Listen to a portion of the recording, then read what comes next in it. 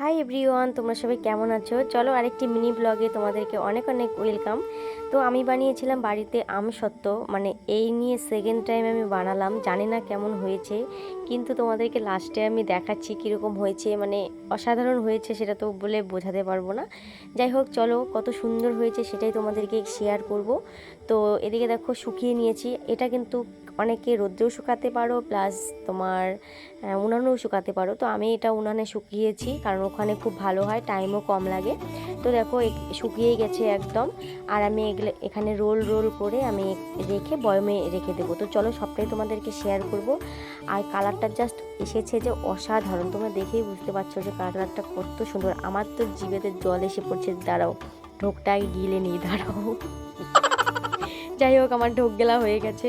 আর তোমাদেরকে একটা ধরে দেখাচ্ছি, এই দেখো কত সুন্দর হয়েছে একদম, মানে মানে অসাধারণ হয়েছে।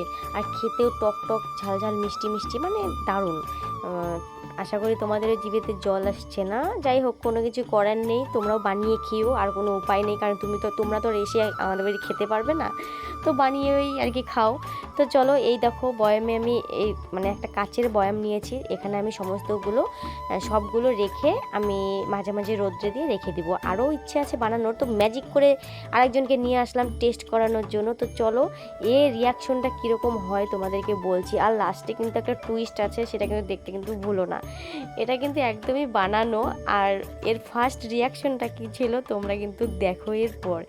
এটা হলো মানে কি বলবো, যা রিয়াকশন দিয়েছিল না, হাসতে হাসতে আমি তো পুরো শেষ। তো তোমরা নিজের কানেই শোনো যে ওর রিয়াকশনটা কেমন ছিল।